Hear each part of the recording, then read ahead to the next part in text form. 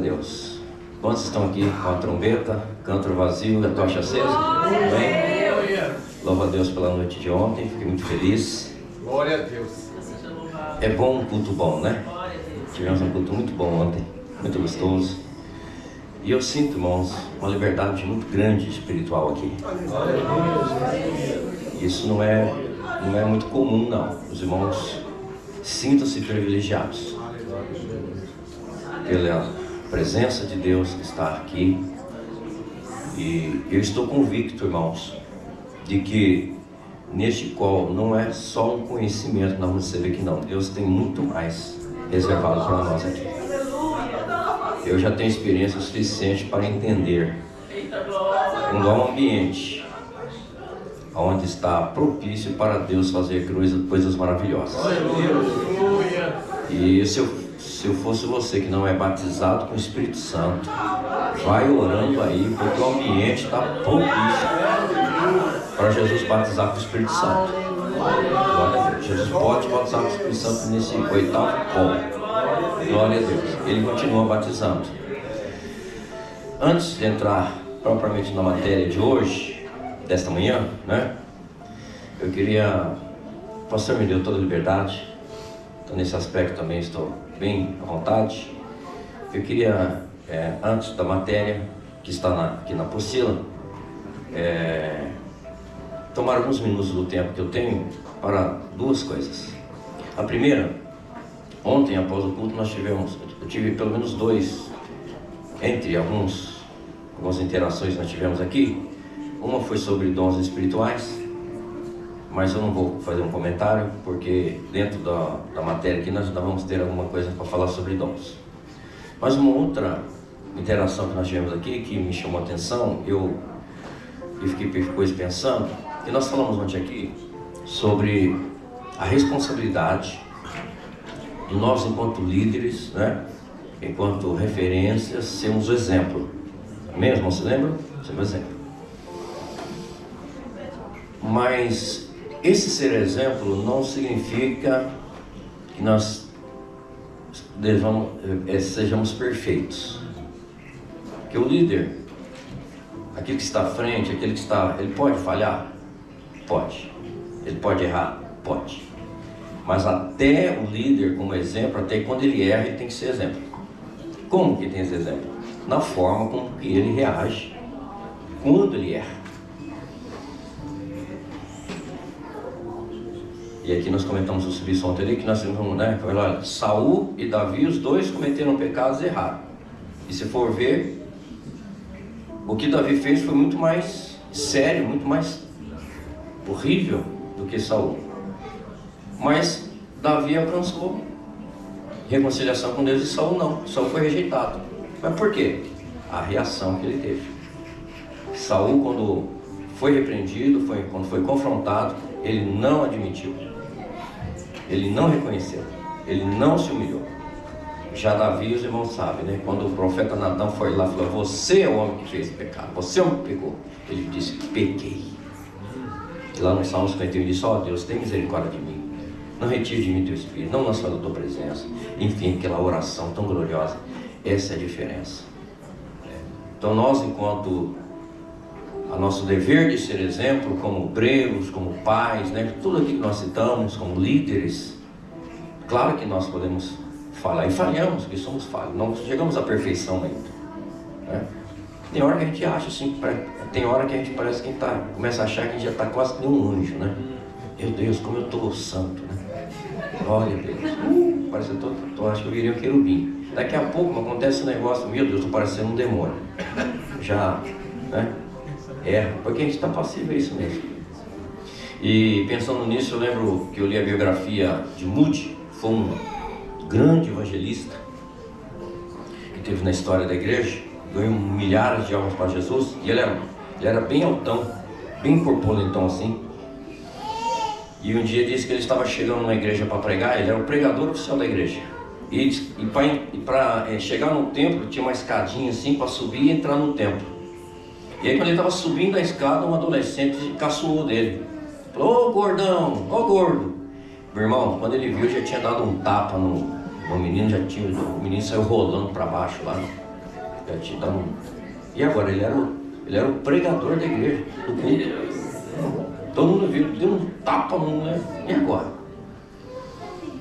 Aí aquele homem zarrão, meus irmãos, chegou lá, né, entrou na igreja, quando recebeu a oportunidade, aquele homem zarrão começou a chorar, disse: ô, meus irmãos, eu estou aqui para pregar, mas tive infelicidade ali, o menino ali me ofendeu, eu dei um tapinho nele, mas a minha mão parece uma pá, né? Mas eu quero pedir perdão para ele, eu quero pedir perdão para a igreja. Eu, como servo de Deus, não podia jamais ter feito negócio. E aquele homem zarrão chorando na frente da igreja. Irmãos, tomou um quebrantamento na igreja.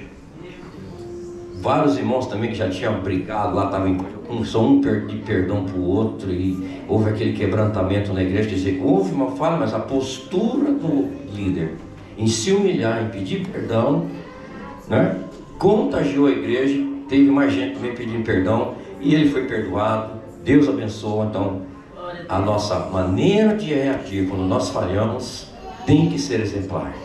Nós temos que ser humildes, temos que pedir perdão, né? Temos que, se for necessário, aceitar uma correção, porque nós precisamos ser corrigidos, né? Paulo diz em Coríntios capítulo 11 que nós somos repreendidos pelo Senhor para não sermos condenados com o mundo. Então, quem é repreendido, é corrigido, não vai ser condenado. Quem não aceita a correção vai ser condenado depois. Amém, queridos? Amém. Bem, a outra coisa que eu quero passar aqui para os irmãos, quero pegar pelo menos uns 10 a 15 minutos, é que nós estamos num trabalho tão importante, né? Capacitação de verdadeiros líderes. E o pastor com seus obreiros, Fábio, preparou, né, com tanta dedicação. Não sei se os irmãos já leram, mas se vocês não leram, depois vocês leem a apostila, né? Anotem. Mas eu fiquei pensando que a Bíblia diz que existem vários tipos de ouvintes. Vários tipos de ouvintes. No capítulo 13 de Mateus, quando Jesus contou aquela parábola do semeador, às vezes nós atentamos muito para os terrenos, né? Mas o que determinou o tipo de terreno ali foi o tipo de ouvinte. Por isso ele falou assim, mas percebeu, ele falou: quem tem ouvidos para ouvir, ouça. Pode ser uma redundância, aparentemente parece uma redundância, mas alguém tem ouvido para outra coisa? Ah, tem, irmão. Tem gente que tem ouvido só para juntar cera, mas não ouve. Não ouve. Porque ouvir bíblico, ele é muito mais do que simplesmente alguém escutar, alguém. O ouvir bíblico, ele pressupõe alguém que ouve, compreende, e daquilo que ele compreende, ele vai colocar em prática. Mas aí Jesus mencionou que tem vários tipos de ouvintes. Então, por que eu estou fazendo essa observação aqui? Porque nós estamos aqui nesse evento tão importante, estamos aqui falando muitas coisas, mas dependendo do ouvinte que você for, não vai aproveitar nada. Então é importante o tipo de ouvinte que você está sendo aqui nesse call. Então Jesus falou que tem aí, Tiago também mencionou no capítulo 1 lá, da sua carta, né? Falei, todo mundo seja pronto para ouvir, tardio para irar, fala, mas pronto para ouvir, né? E ele cita lá, sede ouvintes, não somente ouvintes, mas também cumpridores. Não sede ouvintes esquecidos. Então são tipos de ouvinte. Tem aquele ouvinte que ele é esquecido, né? Que quando termina o culto ele nem já não lembra nem mais o que foi a leitura oficial, não lembra nem mais o que o pastor pregou, já esqueceu tudo. Tem, para citar alguns exemplos, tem aquele ouvinte distraído. Ele está aqui, mas a cabeça dele está lá, está pensando lá no qualquer coisa, mas ele está distraído. Tem ouvinte que é um distribuidor. É aquele que ele vai ouvindo, ele vai falar, isso aqui é para a Joana, isso aqui é para a Joana. Ele vai recebendo e vai distribuindo, né? E tem uns que nem disfarçam, dá uma olhadinha e faz assim, ó, né? pastor José Gonçalves, que é um pastor lá do Brasil, não sei se os irmãos conhecem, ele conta uma história que às vezes é a esposa que distribui pro esposo, né? Fala uma palavra assim, aí ela, queima ele, Jeová. É daquela, né? Ah, isso é pra ele, né? Mas aí diz que o esposo, para não deixar para menos, daqui a pouco o pastor falou outra palavra lá, e ele viu que era para ela e falou, torra ela assim. Mas é um distribuidor. E aí aquele hotel da pessoa ficou ouvindo, mas se fulano tivesse aqui, essa palavra é para aquela pessoa, irmão. Esquece, Deus não fala para quem não está presente. Então, você está ouvindo aqui, receba, não precisa ficar distribuindo, porque o Espírito Santo ele distribui, tá? Não queira fazer a missão que é do Espírito Santo. Não precisa você ficar dando uma olhadinha, tá? Não precisa, irmão. Quando Deus fala com a gente, irmão, pá! É verdade. Falou comigo. Glória a Deus. E tem ouvinte, irmãos, que é complexado. É aquele que tudo que o pastor fala, que ensina, é indireto para ele. Ai, pastor dando indireta para mim. Ai, estão falando para mim. Não, Deus não tem direto aqui é direto mesmo, né, irmão? Já tem aquele outro ouvinte que é o crítico, irmão. O que é o ouvinte crítico? Ele fica observando o que vai falar de errado. Entendeu? Ele fica ouvindo, ali, aquele não. Aí quando termina o culto, quando ele vai conversar com as pessoas, ele não fala do que foi, ele fala do que foi errado. Você viu lá, a irmã falou aquela palavra errada. Ele falou, nós vai, não é nós vai, é nós vamos. Meu irmão, não fica preocupado com esse negócio. Eu sei que depois vai ter uma matéria aqui, nós vamos falar sobre a questão do pregador, aquela questão toda, porque às vezes tem poluições que quem a gente vai falar, que a gente não pode ter, né? Às vezes a pessoa fica repetindo muito uma palavra e tal, né? Mas não vai ficar fazendo conta. Um dia eu estava junto com uma pessoa do meu lado, e tinha uma pessoa que estava com um defeito de ficar repetindo muito louvado seja Deus. Ele falava, louvado seja Deus, louvado seja Deus, louvado seja Deus. Mas aí, irmão, ficou contando, irmão. Quando chegou uma altura da palavra, ele falou, pastor, o senhor sabe quantas vezes o irmão falou louvado a Deus? Falou 38 vezes. Então ele estava só observando. É um crítico. É aquele irmão que não tem mensagem boa para ele, não tem pregador bom. Principalmente quando a pessoa começa a estudar mais a palavra, precisa vigiar para não se tornar um ouvinte desse. Sabe? A pessoa vai estudando e depois ele vai ficando crítico. Para ele não tem mais gente boa. Tudo para ele põe defeito. Tá? Então que Deus nos guarde. Eu espero em Deus que tenha poucos críticos aqui, porque senão estou lascado, né, irmão? Mas por outro lado, é diferente. Tem o ouvinte que ele é o observador. É o ouvinte atento. Observador. O que é observador? É aquele que ouve, mas ele não vai engolindo o que falar também não. É diferente. Eu lembro que você tem aqui dos bereanos, que eles falam ouvindo, eles estavam observando a palavra. Então o crítico é aquele que fica só vendo os defeitos, né? Mas nós temos que ser um ouvinte observador, atento. Ele tem que ouvir, filtrar se aquilo que está sendo falado é bíblico, né? É correto. Se ele pode estar recebendo aquilo, não pode engolir não, qualquer coisa não. Independente de quem esteja falando, porque quem fala é passível de errar. E se errou, se aquilo não é, amém. Se aproveita, né? Examinar tudo, retende o bem, né? Então se ouve, mas temos que ser um ouvinte atento, prudente, observador, comparando a palavra de Deus, para que nós possamos ser edificados. Glória a Deus. Então tem o ouvinte atento, prudente, o analítico, que observa e recebe com qualidade a palavra de Deus. E aí temos aquele ouvinte superficial, Jesus falou disso, que é aquele que ouve, ele até se emociona.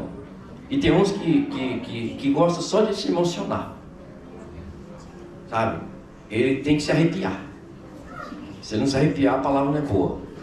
Mas aquela emoção, aquele chora e se emociona, mas passou dali, irmão, continua fazendo os mesmos pecados, os mesmos erros, ele só se emociona. Não, é claro que a palavra de Deus nos emociona, mas não podemos ficar só na emoção. essa palavra ela tem que entrar pela nossa razão, temos que raciocinar, é isso? O apóstolo Paulo, falando em Romanos capítulo 12, ele diz que o nosso culto tem que ser um culto racional, com entendimento. Então, nós, tudo, né? Nossa emoção, porque não vamos ser aquele pessoal que é só razão, é cabeça inchada e só razão, luta, não. Nós somos emoção também. Choramos, né? Como é gostoso ouvir uma palavra que toca nosso coração, que se emociona, que chora na presença de Deus. Ai, graças a Deus, maravilha. Mas não pode ser só emoção. Tem que ser também entendimento, razão, para que deixar a palavra de Deus penetrar no nosso entendimento. Temos que compreender a palavra de Deus. Então, eu espero em Deus que você aqui seja um bom ouvinte. Amém? Porque quando o Senhor escreveu às igrejas da Ásia 7 cartas, em todas elas o Senhor disse assim, quem tem ouvidos, ouça o que o Espírito diz às igrejas. Glória a Deus por isso. Então que Deus nos dê esta capacidade de ser um bom ouvinte e deixarmos a palavra de Deus penetrar na nossa vida. E aí, concluindo aquilo que Jesus falou no capítulo 7, quando ele estava finalizando o Sermão do Monte, disse: a quem compararei? Aquele que ouve minhas palavras e as guarda, né? E as coloca em prática. Eu compararei aquele que edifica a sua casa sobre a rocha. Vento, vez tempestade e tudo, mas a casa não cai. Mas tem aquele ouvinte que ouve, não as pratica, não guarda. Vou assemelhar aquele que constrói numa areia. Vem o vento, vem a tempestade e vai tudo embora. Que Deus nos abençoe. Que o Espírito de Deus nos dê essa capacidade nesta manhã de sermos bons ouvintes, que recebamos a palavra de Deus. E eu fiquei feliz ontem porque eu percebi que os irmãos aqui assimilaram a palavra. Assimilaram, vi os irmãos comentando. Então eu percebi que os irmãos são bons ouvintes da palavra de Deus. Que Deus seja louvado por isso, para a glória do nome do Senhor. Amém? Dito isto, como bons ouvintes da palavra de Deus, vamos para aquilo que nós queremos meditar hoje. A lição é a número 5. Fundamentos da doutrina pentecostal. Hoje, nesse momento, é uma matéria um pouco mais didática, né, teórica, mas eu julgo, quando nós estamos falando aqui nessa temática de liderança com unção, e quando nós falamos de unção, nós cremos que é a unção de Deus, ela vem para nós através do Espírito Santo de Deus. E nós nos identificamos como crentes pentecostais e temos a doutrina pentecostal. Então nós vamos estudar um pouquinho sobre isso, porque principalmente por aqueles que não creem na doutrina pentecostal, eles nos acusam de que nós, pentecostais, somos um movimento que surgiu, né? Nós somos um povo que não tem conhecimento bíblico. Então são várias acusações que aqueles que não creem no movimento pentecostal, na doutrina pentecostal, nos acusam, né? Fala que nós não temos teólogos, enfim, mas não é verdade isso. Talvez a pessoa que diga isso porque não conhece os verdadeiros pentecostais, né? Porque nós vamos ver aqui, claro, que temos aí os falsos pentecostais, né? A chamada neopentecostal, que não é, na verdade não é neo, não é novo, é pseudo, porque é um falso pentecoste. Mas o que eles fazem é colocar todo mundo no mesmo, né? Dentro do mesmo, não é? Se tem os falsos, se tem aquilo que não é o verdadeiro pentecoste, mas glória a Deus que tem o verdadeiro pentecostalismo e é bíblico. É bíblico. Então, os fundamentos da doutrina pentecostal. A palavra fundamento, os irmãos estão acompanhando a apostila, está aí, é a lição número 5, fundamentos da doutrina pentecostal. Mas antes, vamos ler Efésios capítulo 2, versículo 20. Efésios capítulo 2, versículo 20.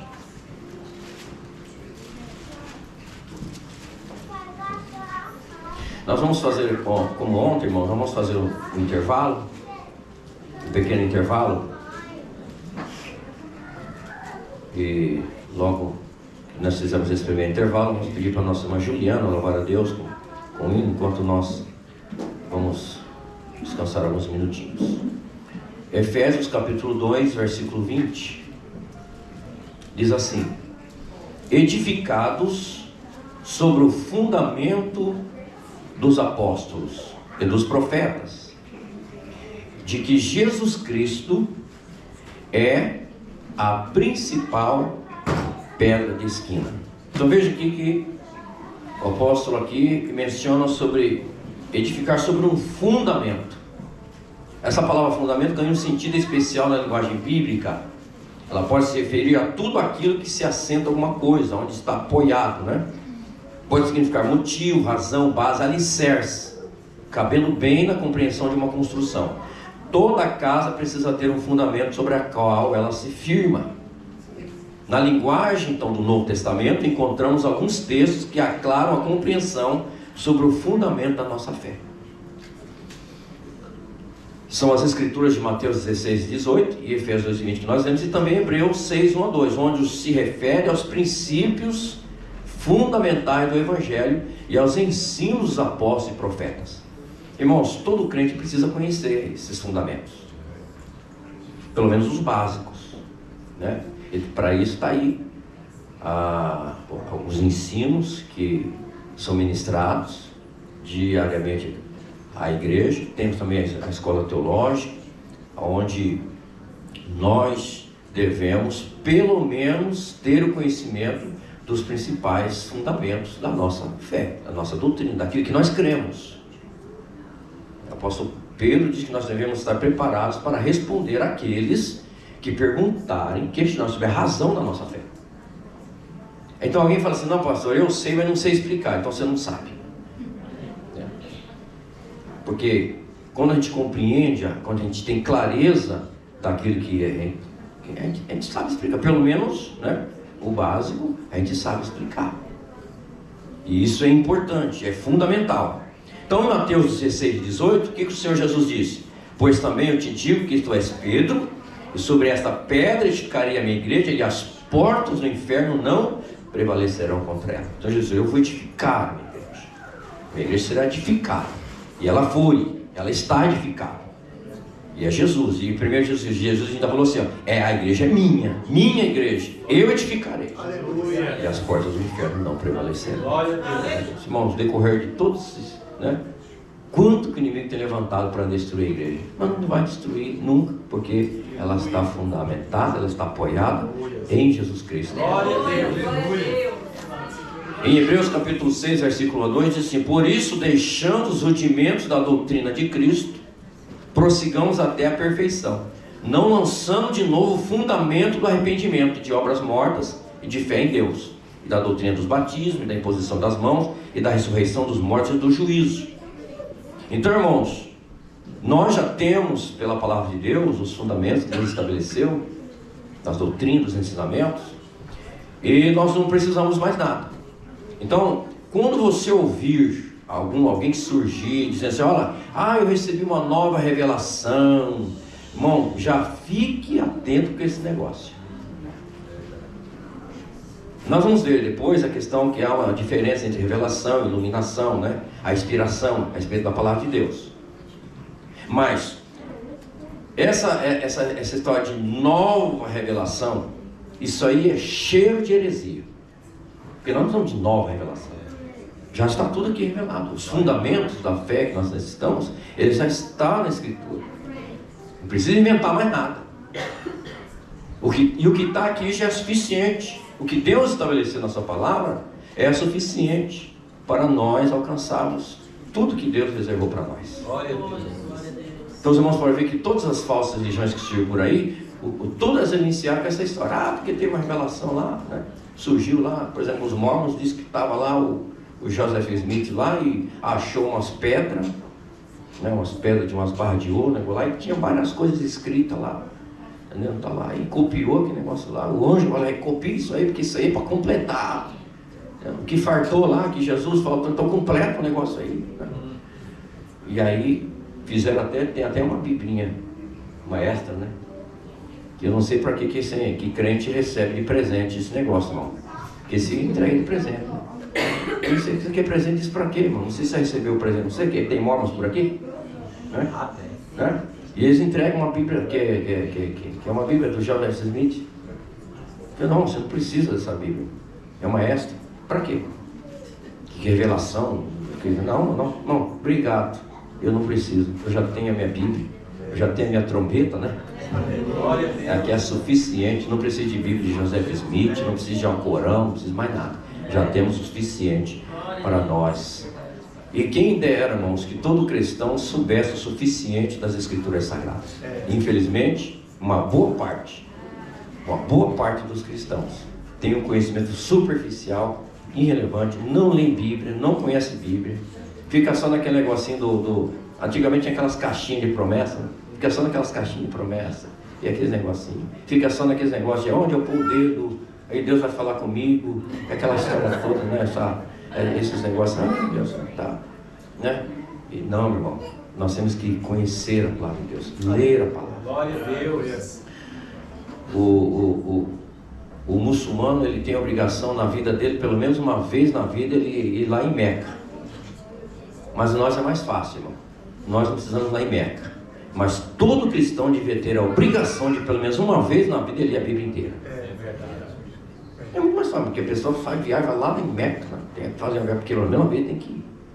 Nós não precisamos ir lá em Meca, graças a Deus, né? Mas pelo menos ler a Bíblia inteira uma vez na vida, isso é uma obrigação, devia ser. E não ficar, né? E tem aqueles que gostam só da promessa, né, irmão? Aleluia. Oh, te abençoe. Quando chega isso aqui, aí quando chega na correção, aí ele distribui, né? Ela distribui.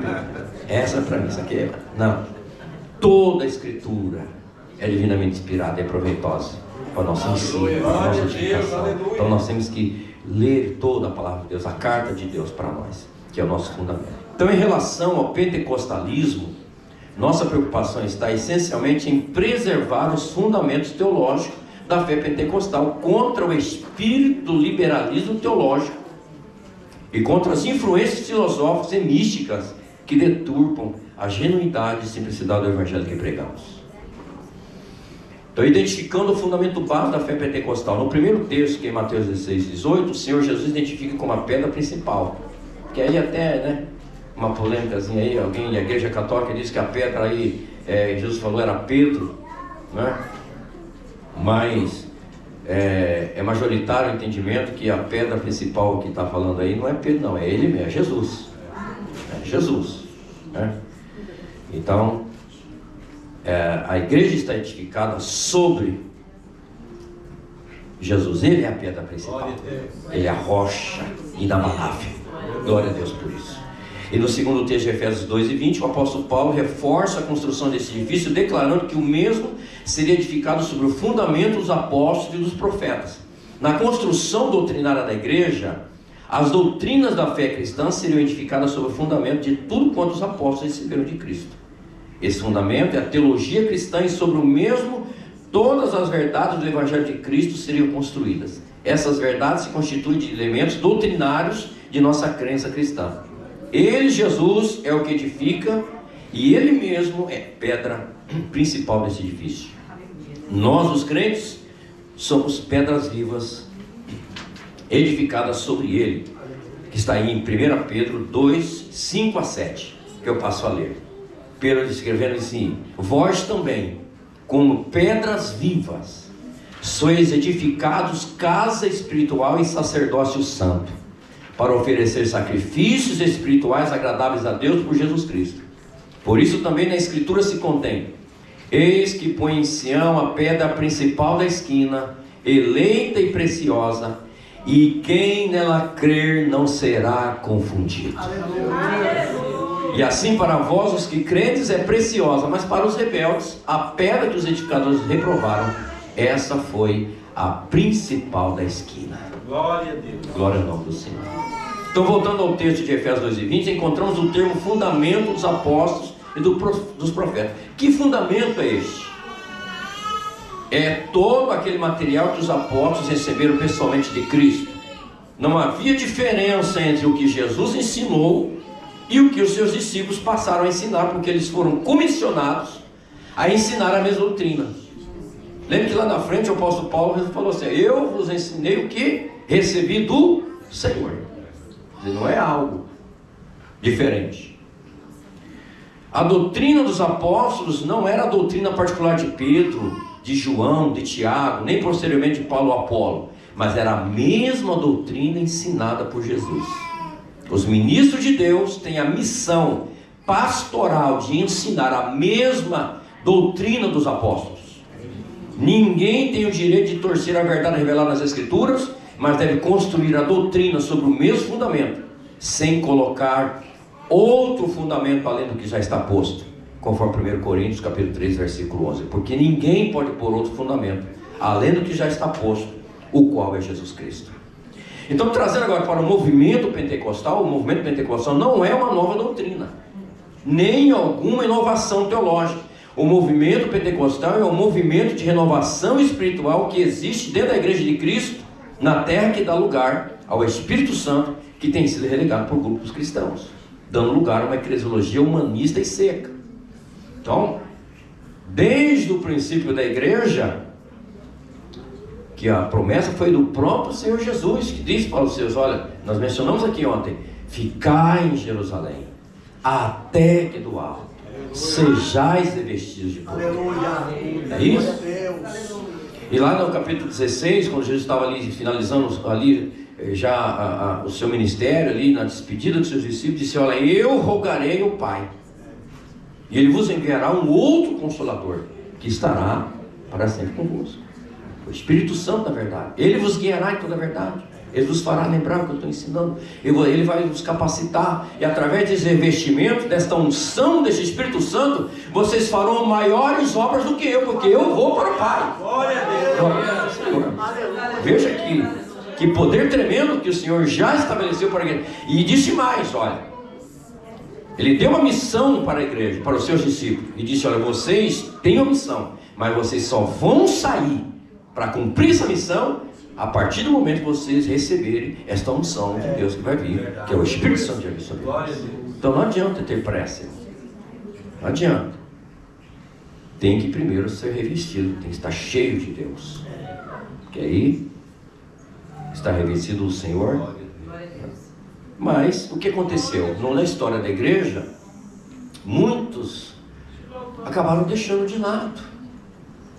Em muitos lugares se apagou, né? Muitos lugares deram mais espaço, né, ao humano, e se tornaram, deixaram de buscar, deixaram de valorizar o Espírito Santo de Deus. E não que o Espírito Santo parou de agir, não que ele saiu, não, simplesmente as pessoas deixaram o Espírito Santo de lado. Deixaram. Mas aí chegou o tempo novamente que o grupo falou: não, nós precisamos. E o pastor César Moisés é um pastor, um teólogo brasileiro, que ele tem se debruçado em estudar a história do pentecostalismo. E ele, os irmãos tiveram a oportunidade de ler livros do pastor César Moisés, eu recomendo, pastor César Moisés.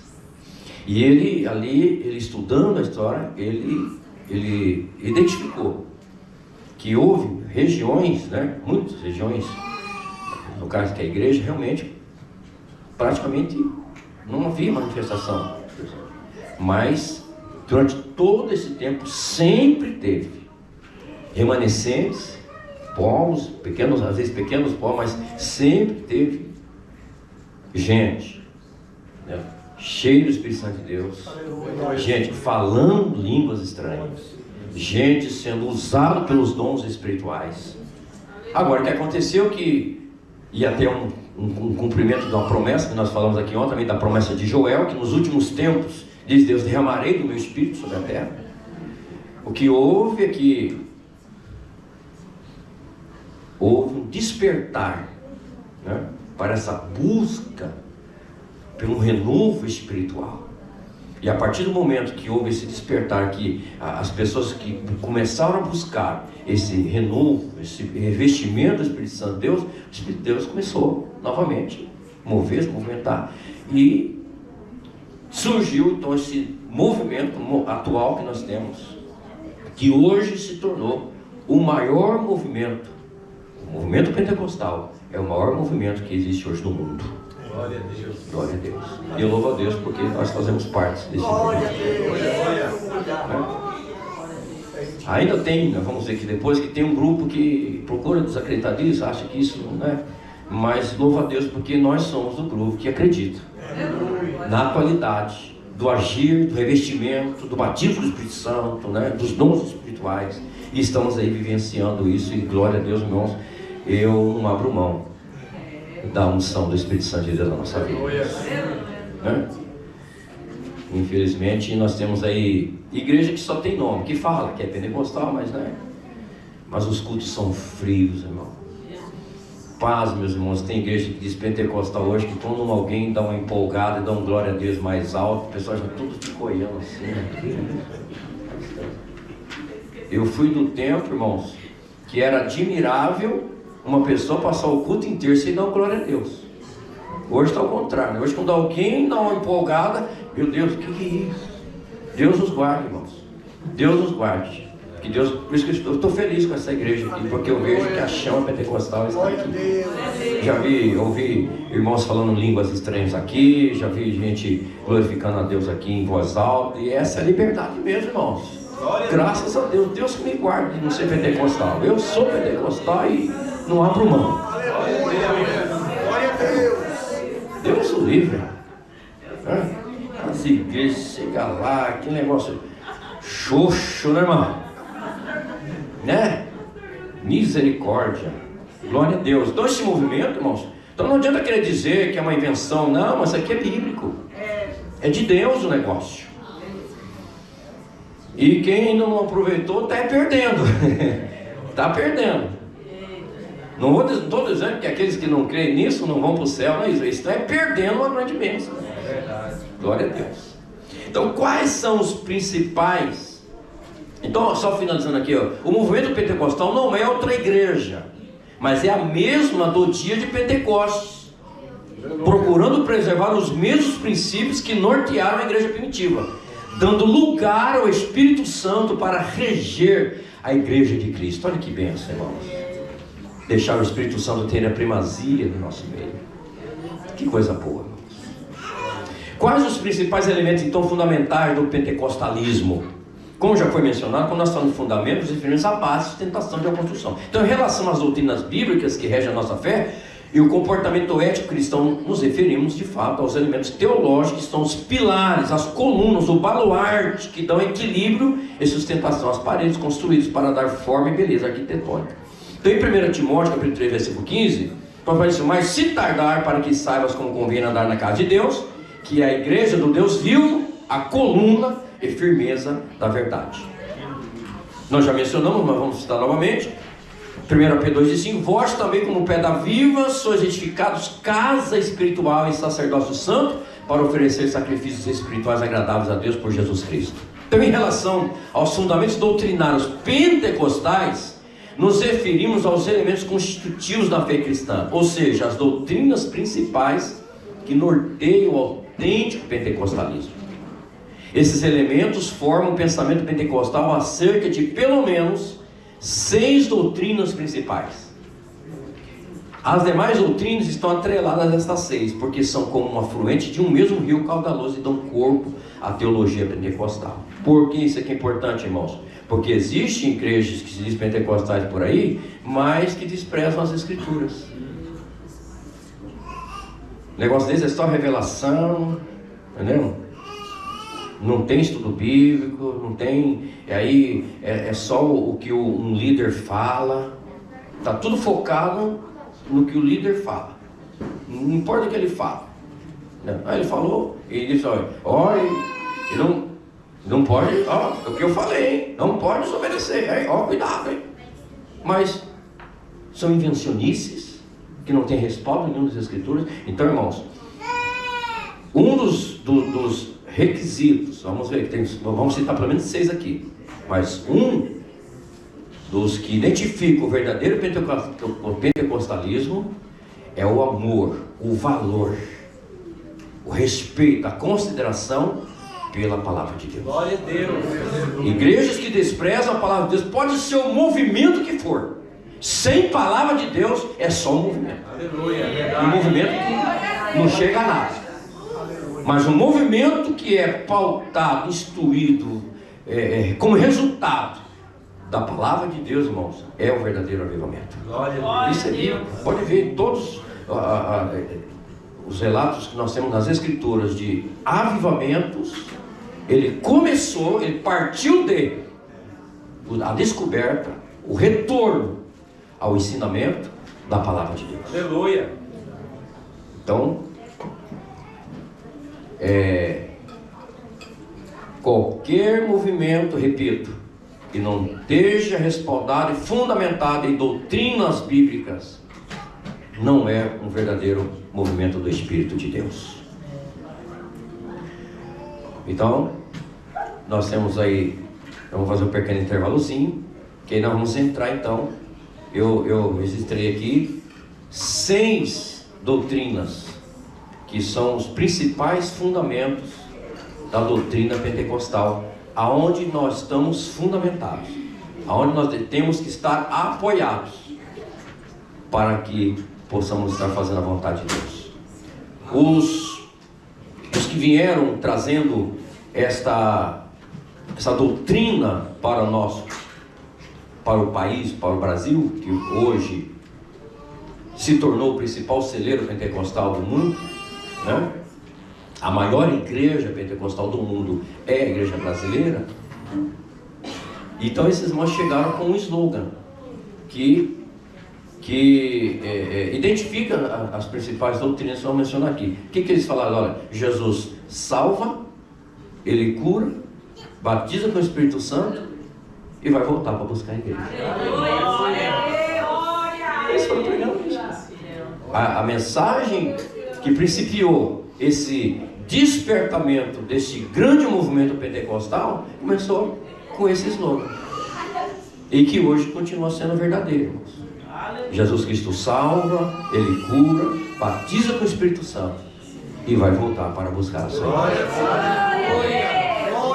O que passar disso aqui, irmãos, tantas filosofias que têm surgido, tanta coisa, e que tem desprezado isso aqui, são coisas que não levam a nada, que não nos edificam. Mas nós continuamos dizendo: Jesus salva, Jesus cura, Jesus batiza com o Espírito Santo, e Jesus vai voltar para buscar a sua igreja. Quando eles receberam o revestimento de poder de Deus, e Jesus já tinha falado: vocês vão receber, depois vocês vão sair, né? Uns vão para Jerusalém, depois uns vão para Samaria, para a Judéia, Deus quanto a terra. Mas aí eles ficaram tão felizes, irmão, que é gostoso receber o poder de Deus, né? Ficaram todo mundo juntinho lá em Jerusalém, aleluia, só na glória, né? Eu falei: não, mas esse não é o objetivo. Esse poder tem que ser, com a mensagem do Evangelho, é para ser disseminado. E aí Deus permitiu uma perseguição, dispersou todo mundo, né? Aí os que aonde eles iam, eu pregando o Evangelho, e aí em um tempo recorde se espalhou.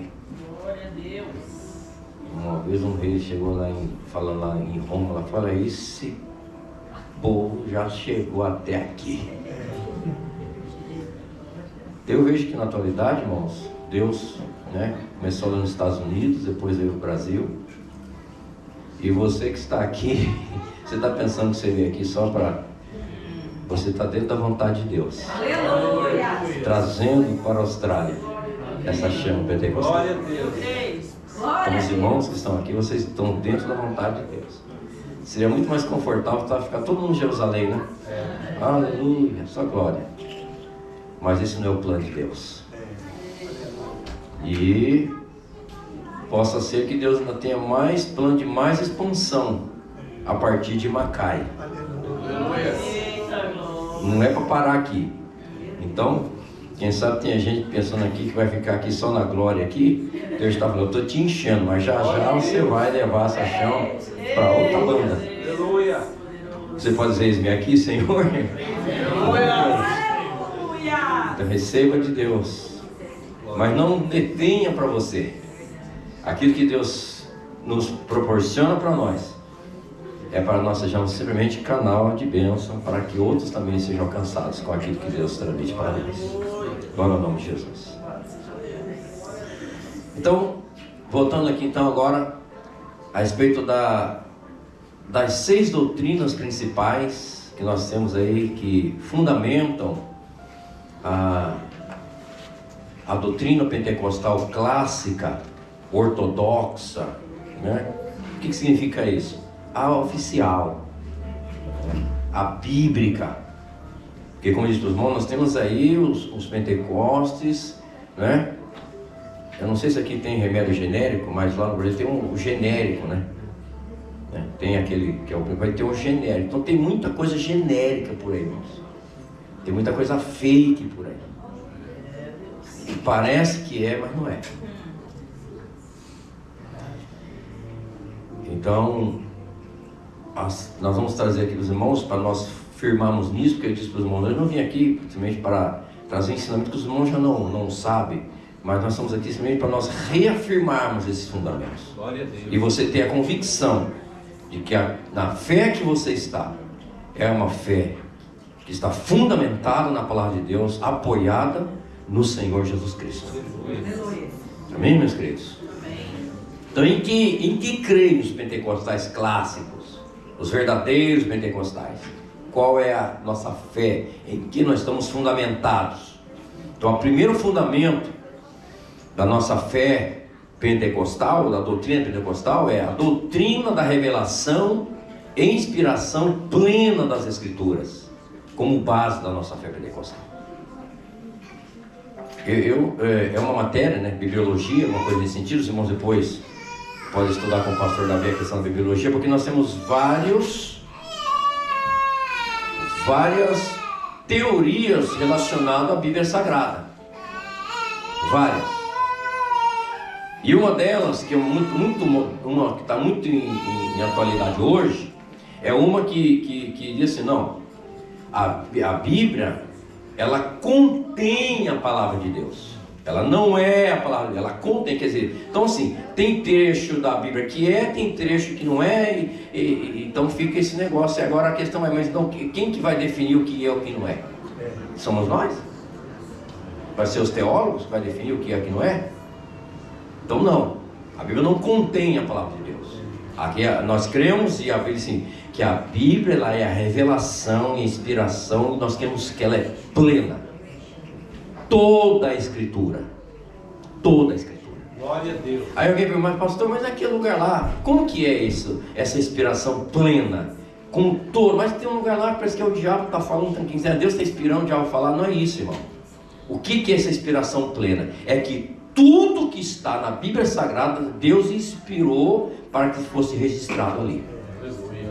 Nada está ali por acaso. Então a inspiração é isso, que tudo que está na Escritura foi Deus que dirigiu, Deus que orientou, Deus que inspirou para que ali estivesse registrado aquilo que está lá. Aleluia. Isso que ela é a palavra de Deus. Que tem coisas que estão registradas na Bíblia Sagrada que se fosse de repente qualquer livro qualquer aí, não ia registrar, né? Principalmente quando cita biografias, cita sempre, né, as virtudes, né, que a pessoa teve e tal, mas não registra, né? Mas a Bíblia não, mas registra, a Bíblia ela é imparcial. A mesma Bíblia que fala que Davi é o homem segundo o coração de Deus, ela não se furta em citar que ele adulterou, que ele foi concominou por um homicida. Então Deus inspirou que era para registrar isso aí. E aí lá depois, lá em Romanos, o apóstolo Paulo vai escrever também em 1 Coríntios, dizendo que tudo que está escrito para nosso ensino foi escrito. Glória a Deus. Tudo. Mas é o que está negativo que está lá, foi ensino você não fazer igual aquilo lá, aqueles erros. Ele fala, para que nós não cometemos os mesmos erros que eles cometeram. Amém, meus irmãos? Amém. Então, não vamos cair nessa tentação desse liberalismo teológico que está aí. E tem um que chegou até o ponto agora de dizer, irmãos, você chegou aqui, os irmãos viram aí, de um teólogo lá que diz, não, a Bíblia precisa ser atualizada. A Bíblia precisa, tem umas coisas aí que precisa dar uma acertada, você vai atualizar lá para o inferno, para lá. Entendeu? Porque a Bíblia, não, a Bíblia é atual, a palavra. Glória a Deus. Para sempre, ó Deus, a tua palavra permanece. Glória a Deus. Louvado seja Deus. É aquilo que eu disse ontem. As pessoas querem, por que eles querem atualizar? Porque eles querem que a Bíblia encaixe no modo de vida deles. Então vamos dar uma acertadinha aqui para servir para o homossexual, vamos servir para servir para aquele que é meio, né, atrapalhado. Vamos dar uma ajeitadinha para colocar tudo. Não, meu irmão, aqui nós temos aqui. Não é a Bíblia que tem que se adaptar a nós. É nós que temos que se encaixar nela. Glória a Deus. Mas os modernos, eles querem fazer, né, uma Bíblia para cada um. Mas nós, como pentecostais, crentes verdadeiros em Cristo Jesus, nós cremos e professamos que toda a Bíblia é a palavra de Deus inspirada e nós temos que crer nela e obedecer ela inteirinha. Aleluia. Nada pode ficar. Paulo escrevendo para Timóteo, capítulo 3, versículo 17, 2 Timóteo, diz: tu, porém, permanece naquilo que aprendeste e de que foste inteirado, sabendo de quem o tens aprendido. Porque isso aqui é importante, irmãos. É importante. Não é o que você está aprendendo. O de quem também é importante. Porque tem umas falas bonitas que o inimigo, irmãos, ele tem uma capacidade de imitar Deus tremenda. Ele não cria nada, mas imitador ele cria. Eu posso chegar que ele tem a capacidade de se transformar até em anjo. Quando ele está falando dos falsos apóstolos, vocês não fiquem impressionados, porque o inimigo tem a capacidade de se transformar. Então, irmãos, ele tem uma capacidade de imitação, né? Então, irmãos, tem um pessoal que eles falam assim tão bonito, você vai ouvindo eles falando assim, você está quase dando glória a Deus, mas aí ele escapa um negócio lá, né? Ou então eles vai ouvindo ele, mas quando você vai ver quem é um ateu, é um espírita. Então o apóstolo diz que, olha, você tem que aprender aquilo que você aprendeu, de foi tirado, e sabendo de quem você aprendeu. Porque, irmãos, por exemplo, um ateu, um comunista, um socialista, eles falam de Jesus também. Só que o Jesus que eles falam lá, irmãos, não tem nada a ver com o nosso Jesus. É um outro Jesus que eles criaram lá. Aí você vê e fala: oh, irmão. E tem gente que às vezes vê, por exemplo, lá tem a Rede Globo, que é muito a principal rede de televisão lá, né? Aí às vezes tem lá, parece alguém falando de Jesus, aí alguém fala: nossa, uma terra de grutas se convertendo. Olha, nossa, tá nada, irmão. Tá nada. É que ele inventa é um outro Jesus, é um outro evangelho, é uma outra coisa que eles estão falando é uma coisa, mas a origem não é nada, não é de Deus. Então eu posso dizer, então é importante, pelo menos hoje nós temos essa questão da rede social, nós temos tantas coisas, você precisa pesquisar, você não pode ver só o que a pessoa está falando, você tem que ver a origem, quem é esse camarada, qual que é a procedência dele, qual que é o currículo dessa pessoa, qual é a trajetória dessa pessoa, se é alguém que você pode confiar. E aí é onde nós precisamos valorizar os nossos irmãos que no dia a dia nos ensinam, porque aqui a gente conhece quem é quem, né? Então a gente sabe quem está nos ensinando, e isso é importante para nós podermos confiar. Não podemos confiar a nossa alma e a nossa eternidade na mão de qualquer um. É muito precioso a nossa vida, a nossa salvação, a nossa alma, a nossa eternidade. Nós não podemos confiar em qualquer um a nossa vida espiritual. Então pode saber de quem tens aprendido, e que desde a tua meninice sabe as sagradas escrituras, que podem fazer-te sábio para a salvação pela fé que há em Cristo Jesus. Toda a escritura é divinamente inspirada e proveitosa para ensinar, para redarguir, para corrigir, para instruir em justiça, para que o homem de Deus seja perfeito e perfeitamente instruído para toda boa obra. Em Hebreus capítulo 4, versículo 2 diz: porque a palavra de Deus é viva e eficaz, e mais penetrante que a espada alguma de dois gumes, penetra até a divisão da alma e do espírito e das juntas e medulas, e é apta para discernir os pensamentos e intenções do coração. Aleluia. Irmãos, eu sempre ouvi esse versículo aqui, mas depois vi a espada de dois gumes, penetra até a divisão da alma, depois eu fui ver, irmãos, juntas e medulas. que ela penetra até a medula. E o que é medula, irmãos? A medula é uma glândula nossa, aonde é onde produz os glóbulos vermelhos e os brancos, a origem. Então, que a palavra de Deus, ela tem que penetrar, irmãos, no mais íntimo de nós, que ela tem que circular na nossa veia. Glória a Deus. O crente que está cheio da palavra de Deus, tomado, que deixou a palavra de Deus penetrar na vida dele, qualquer lugar que você apertar nele, só sai palavra. É palavra, ele está impregnado, porque a medula, né? A palavra está lá na medula, tudo que produz, tudo que na medula, tudo o sangue que vai jorrar, que vai alimentar as células, vai criar células, toda coisa, a partir da medula. Por isso que a palavra tem que chegar até na medula.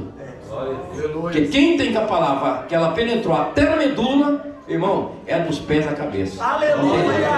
Glória a Deus! Aí não tem aquela conversa que alguém fala assim, não, olha, irmão, eu sou crente, mas a minha mão não é. Bom, então a palavra não chegou na mão ainda, né? Aí eu sou crente, mas o meu pé não é, a minha boca não é, não. Aquele que a palavra penetrou até a medula, tudo dele está tomado pela palavra. E assim tem que ser.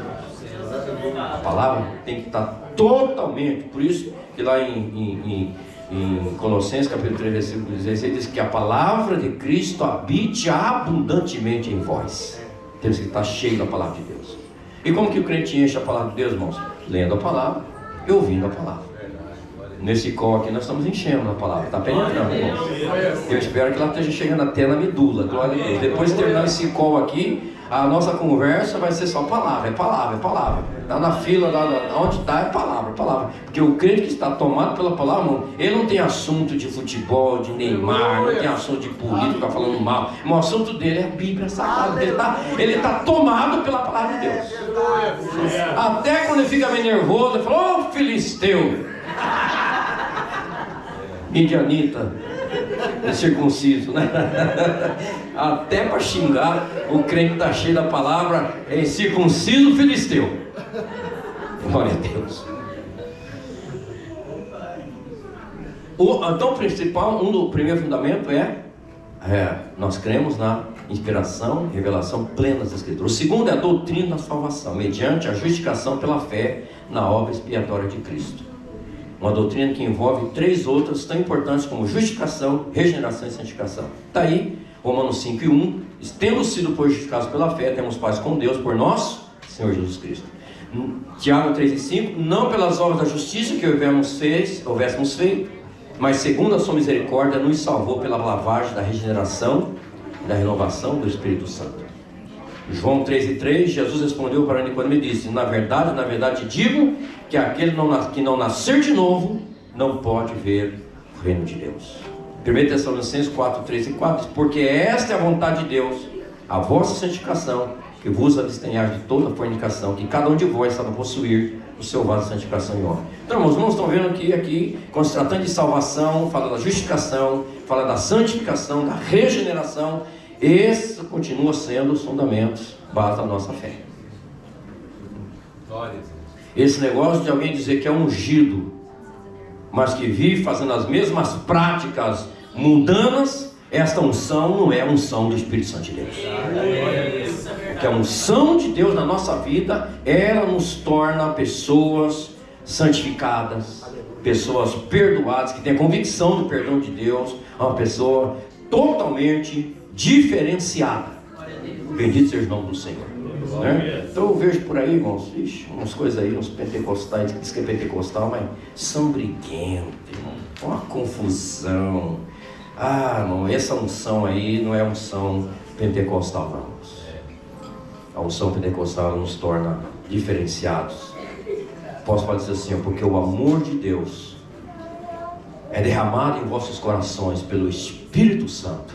Olha, irmãos, então não consigo, não tem uma coisa de alguém dizer que é cheio do Espírito Santo e dizer, mas eu odeio aquela irmã, vou pecar. E essa unção não é unção do Espírito Santo, não. Aí nós temos aí o outro fundamento, que é a doutrina do batismo do Espírito Santo, com evidência física do falar em línguas espirituais, como experiência distinta da obra regeneradora do Espírito Santo e com uma experiência contínua desde o Pentecoste. Então aqui nesse fundamento, irmãos, nós temos aqueles que são sensacionistas, que eles acreditam, eles professam que toda essa questão do Espírito Santo, de batismo, de língua, de dons, foi só para a igreja primitiva. E temos os sensacionistas, que não, uma parte foi lá, uma parte agora, uma parte não funciona mais, tal, mas nós não somos sensacionistas, irmão, nós somos continuistas. Aleluia. Aqueles que creem que é aquele que começou lá, aquele movimento lá do Espírito Santo de Deus, ele não parou até hoje. Até porque é a mesma missão que a igreja recebeu lá, ela continua hoje.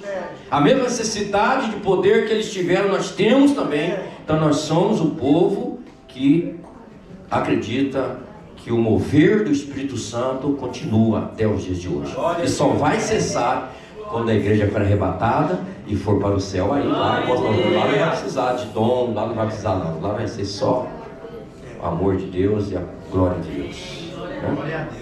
Agora, apesar que temos aí, irmãos, uns pentecostais que eles falam que são continuistas, mas na prática são cessacionistas, porque já cessou de dar glória a Deus faz muito tempo, né? Então nós temos aí os pentecostais teóricos, que fala que é, mas os cultos não são pentecostais. Por que é um culto pentecostal? O apóstolo Paulo falou, ele resistiu aí, ó. O que compõe um culto pentecostal? 1 Coríntios 14, 26, vamos ver, 1 Coríntios 14, 26, essa referência não está aí. Olha aí, ó. Quais os elementos que compõem um culto pentecostal? 14, 26. Que fareis, irmãos, quando vos ajuntais? Então, primeira característica de um verdadeiro pentecostalismo: a reunião da igreja.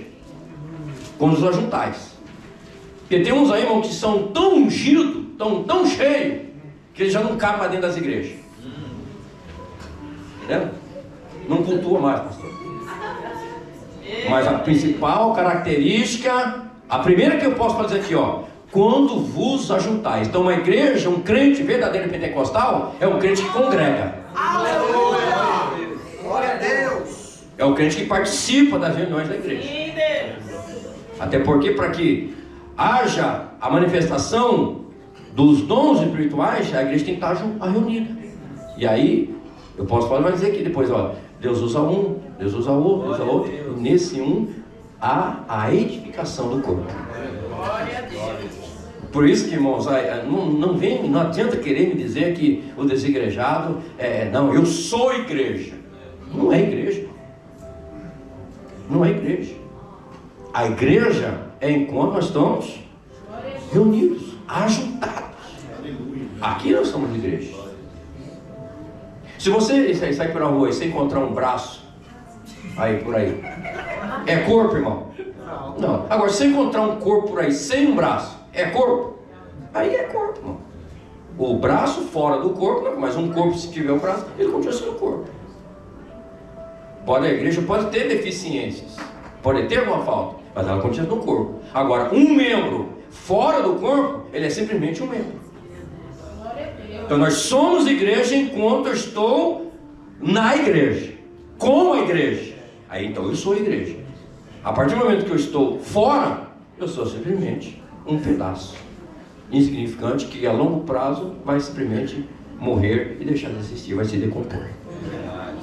Então, quando vos ajuntais, primeira característica, ele diz aí, ó, aí quando vos ajuntais, aí cada um de vós tem salmo, tem doutrina, olha aí, ó, tem revelação, tem língua, tem interpretação, faça-se tudo para a edificação do corpo de Cristo. Agora pergunto, irmãos, nós estamos no culto pentecostal aqui hoje ou não estamos? Aqui já teve salmo, aqui já teve cânticos, né? Estamos na palavra. Daqui a pouco o Senhor Deus pode levantar alguém, pode usar como profecia, se Deus quiser falar, pode usar. Enfim, esse é o verdadeiro culto pentecostal. E lá em Efésios 5,18, olha lá. Efésios 5,18. E não vos embriagueis com vinho, em que há contenda, mas enchei-vos do Espírito, falando entre vós com salmos e hinos e cânticos espirituais, cantando e salmodiando ao Senhor em vosso coração. Então são esses elementos que compõem, né? Por isso, irmãos, que um culto precisa ser equilibrado, né? Nós comentamos aqui, tem igrejas que há um desequilíbrio. Horas e horas de louvor, né? Mas tem que ter louvor, mas tem que ter louvor, tem que ter a contribuição, tem que ter a oração, tem que ter a palavra. São os elementos que compõem um culto pentecostal. Glória a Deus. Então, eu louvo a Deus mais uma vez, porque os irmãos aqui estão, aqui realmente é uma igreja pentecostal. É porque nós temos o tempo do louvor, nós temos a palavra, nós temos os salmos, nós temos, né, cânticos espirituais que Deus pode revelar, porque esse cânticos espirituais pode ser você cantando um hino de forma espiritual, mas pode ser um cântico. Eu não sei quem dos irmãos que já tiveram essa experiência de alguém começar a cantar um hino, uma melodia espiritual, uma língua espiritual, irmãos. Que coisa mais linda que é. E Deus tem tudo isso reservado para a igreja. Aleluia. E num verdadeiro culto pentecostal, isso pode acontecer. Bendito seja o nome do Senhor. E Colossenses 3,16, mais uma vez ele vai dizendo, o Paulo dizendo, 3,16: a palavra de Cristo habite entre vós abundantemente, em toda sabedoria, ensinando-vos e admoestando-vos uns aos outros, com salmos, hinos e cânticos espirituais, cantando ao Senhor com graça em vosso coração. Glória a Deus. Outra doutrina, a doutrina dos dons espirituais como dotações do Espírito Santo. Então nós cremos, irmãos, com fundamento na nossa fé pentecostal, no batismo do Espírito Santo, com evidência em falar línguas, né? E também na atualidade, no agir dos dons espirituais. E aí o apóstolo Paulo aqui vai mencionar, né? Romanos 12, o tempo já está se extinguindo, não vou ler, mas Romanos 12, 1 Coríntios 12, todo aí o apóstolo Paulo menciona, Efésios 4, temos os dons ministeriais, os dons espirituais, que Deus tem disponibilizado para a igreja, e que esses dons continuam em ação. Glória a Deus. Que nós precisamos pedir a Deus, orar a Deus. O apóstolo Paulo falou que nós temos que pedir a Deus, procurar com zelo, né? Então ele fala de procurar, que ele fala de uma intencionalidade, que eu devo buscar, eu devo sentir a necessidade dessa capacitação e pedir a Deus. Pode ser que aquilo que você pedir a Deus não seja da vontade de Deus, aquele dom, mas Deus pode dar, mas dependendo daquilo que você tiver a convicção do que Deus tem chamado você, você também já pode saber que dom que você vai pedir para Deus. Mas é importante o crente. Agora, irmãos, veja só, agora tem uma pergunta aqui: para que você quer dom? Você quer dom para quê? Para se aparecer? Para demonstrar que é mais santo que os outros? Não, os dons que Deus te dá não é para você. É para você ser um canal de bênção para a edificação da igreja. Aleluia. Dom não é para nós. Dom não é para nós. O dom que Deus dá. Olha aí, ó. 1 Pedro capítulo 4, versículo 10. Onde chegou ali, ó. Cada um administre aos outros o dom como recebeu, como bons dispenseiros da multiforme graça de Deus. Se alguém falar, fale segundo as palavras de Deus. Se alguém administrar, administre segundo o poder que Deus te dá, para que em tudo Deus seja glorificado por Jesus Cristo, a quem pertence a glória e o poder para todo sempre. Amém. Glória a Deus. Então, se você é usado por Deus, a glória é do Senhor, e não é para você. Glória a Deus. Então deixa Deus te usar, e não se preocupe, né? Existem muitos momentos, por exemplo, Deus usando os profetas. Você profetiza e vai embora, não fica nem aí. Por quê? Porque às vezes tem gente que quer, às vezes, fazer determinadas atividades, e ele quer fazer acontecer. Não, a parte de acontecer não é nossa, irmão. A nossa parte é simplesmente fazer o que Deus mandou fazer. Agora, o realizar é entre a pessoa e Deus. Glória a Deus. Né? Aconteceu, que não aconteceu, aí já não é com nós, porque nós não temos o controle. Quem tem o controle e sabe todas as coisas é a Deus. É Ele que sabe todas as coisas. Irmãos, e aqui vem novamente trazer para nós um pensamento que muitos hoje estão equivocados. O que é a proposta de Deus? Que você receber de Deus para que você possa servir a igreja. Mas qual é o pensamento de muita gente hoje que está vindo para o Evangelho? Ele está vindo para quê? Para receber. E não é essa a proposta. A proposta para nós, enquanto servos do Senhor, que Deus nos colocou como membros do corpo de Cristo, é eu servir. Por isso tem muita gente hoje, irmãos, que estão assim, perdido, porque ele não serve. Ele não tem o sentimento de servir, ele quer ser servido. E Jesus, irmão, Jesus falou, olha, lá fora sim, os mais importantes, tal, eles são servidos, né? E os escravos, as pessoas mais simples são serviçais. Agora, mas no meu reino é diferente. No meu reino, o maior é aquele que serve a todos. Aleluia. No meu reino, não é que está à mesa que é o maior. No meu reino, quem serve quem está na mesa é o maior. Porque o Filho do Homem não veio para ser servido, mas ele veio para servir e dar a sua vida. Bendito seja o nome do Senhor. Então que nesse qual Deus desperte nosso coração esse desejo de servir ao meu irmão. Porque se cada um for servir, eu também vou ser servido, irmão. Mas infelizmente, essa teologia das prosperidades, tantas teologias que têm surgido aí, nós temos hoje meros consumidores. Eles vão para a igreja como que nós estivéssemos indo para um supermercado. Isso aqui eu quero, isso aqui não, isso aqui não está bom, aquilo ali não, tal. Ô, meu irmão, não. Nós temos que vir para a casa de Deus, de Senhor, eis-me aqui. Usa-me, Senhor, para a edificação dos meus irmãos. Que coisa maravilhosa, irmãos. Que coisa maravilhosa, irmãos. Às vezes a gente chega na igreja, você está tão derrubado, tanta tribulação. Aí Deus levanta a irmã, como a nossa irmã veio aqui, cantou aquele hino aqui. Você já dá aquela erguida, né? Aleluia. Daqui a pouco vem outro irmão lá, dá uma palavra lá assim, glória a Deus. Quando chega o final do culto, você está firme e forte, dizendo, eu vou continuar servindo a Deus. Então, irmã, eu tinha um pastor que ele tinha um refrão que ele dizia assim, ó, deixa Deus te usar. Ele sempre dizia isso, deixa Deus te usar. E eu gostaria que você pudesse, nós queria encerrar essa meditação dessa manhã com esta frase. Essa é a frase. A de ontem foi, não deixa a chama apagar, né? A tocha não vai apagar. Mas a de hoje, que nós possamos compartilhar, você dizer amorosamente para alguém que está ao seu lado, deixa Deus te usar. Eu preciso. Eu preciso. Eu dependo do que Deus tem na sua vida para a minha vida, glória a Deus. E nesse compartilhar dos dons que Deus dá a cada um, porque essa lista que está aqui, não é uma lista fechada, é uma lista aqui, mas dependendo da necessidade que há na obra de Deus, Deus na sua multiforme sabedoria, Ele usa cada um de nós conforme a necessidade, os meios que tem, mas nenhum de nós aqui está excluído de ser usado por Deus para a edificação da igreja do Senhor.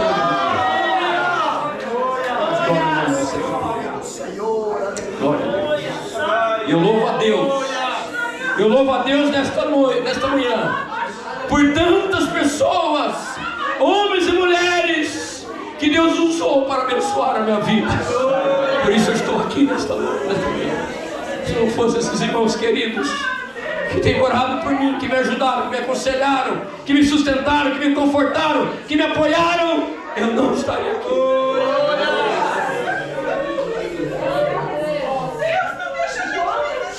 Por isso, irmãos, por isso, se tem uma coisa que não cabe na igreja, irmãos, é orgulho, irmãos, exaltação. Quem se orgulha na igreja, irmãos, ele não sabe o que é igreja.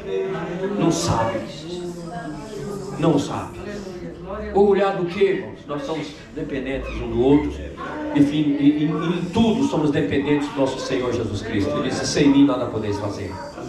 Nosso horário se esgotou. Mas a outra doutrina nós temos aí, dos dons espirituais, e temos aí a doutrina da cura divina, que nós cremos que o Senhor Jesus continua curando e cura mesmo. Nós vamos abrir aqui para testemunhar, nós vamos ficar até de tarde aqui os irmãos testemunhando. E finalizamos com a doutrina do arrebatamento da igreja. Nós cremos que Jesus virá outra vez para arrebatar a sua igreja, e que esse arrebatamento será antes da grande tribulação, que nós não passaremos pela grande tribulação, pelos juízos que serão vindo, que Deus vai derramar sobre esta terra, porque quando vier os grandes juízos, a igreja já estará com o Senhor, na glória celestial, nas bodas do Cordeiro, sendo galardoada. Bendito seja o nome do Senhor. Nós cremos nisso. Esse é o fundamento da nossa fé pentecostal. E, irmãos, e que nós possamos perseverar nesta doutrina, nesses fundamentos. E não vamos deixar ser levados pelas ventos de doutrinas que têm surgido por aí, que tantas coisas que têm surgido no seio da igreja para destruir as ovelhas do rebanho do Senhor. Doutrinas como confissão positiva, maldição hereditária, doutrina de prosperidade, falsa teologia da fé, utilização de hipnose, regressão, sobrepoder, unção de tantas coisas que têm surgido, que têm deteriorado e têm feito com que as pessoas percam a sua verdadeira fé no Senhor Jesus Cristo. Que nós possamos permanecer no pentecostalismo autêntico, clássico, que refuta essas doutrinas adotadas pelo neopentecostalismo. O pentecostalismo autêntico se firma sobre os fundamentos bíblicos das doutrinas da palavra de Deus e rejeita toda e qualquer ideia que esteja acima da revelação bíblica. Para nós não tem revelação além das Escrituras. Qualquer revelação, o dom de revelação há, mas esse dom de revelação, ele tem que estar sob o crivo das Escrituras. Não pode ter contradição das Escrituras. Queremos uma igreja atual que mantenha seus vínculos com a história. Queremos uma igreja contextualizada com os fundamentos da palavra de Deus. Queremos uma igreja cheia do Espírito Santo, sem os excessos e os desequilíbrios dos falsos pentecostalismo. Deus abençoe nesta noite.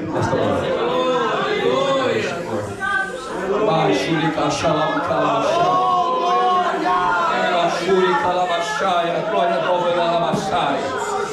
E Caçuri Calabaxai.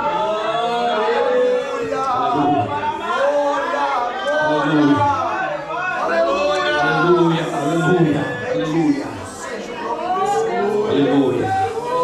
Que o Espírito Santo de Deus enriqueça a sua igreja aqui neste lugar com os dons espirituais. Nós oramos ontem aqui para Deus mandar dons. E nós vamos orar de novo para Deus mandar dons aqui nesta manhã. Deus quer enriquecer a sua igreja de dons. Eu não sei se tem, o pastor nos deu aqui autorização para nós orarmos. Eu não sei se tem alguém aqui que não é batizado com o Espírito Santo. Nós queremos orar. Tem alguém que não é batizado com o Espírito Santo aqui ainda? Todos são batizados. Vem aqui, nós vamos orar por aqueles que não são batizados com o Espírito Santo. Você quer ser batizado com o Espírito Santo? Nós vamos orar. Vou pedir aos companheiros aqui para nós orarmos. Jesus pode nesta manhã batizar nós, os nossos irmãos, com o Espírito Santo.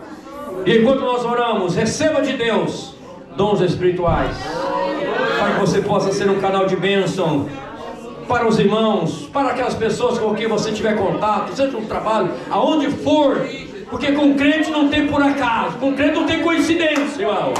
Crente é dirigido pelo Espírito Santo de Deus, é conduzido e usado pelo Espírito Santo de Deus. Nós vamos orar.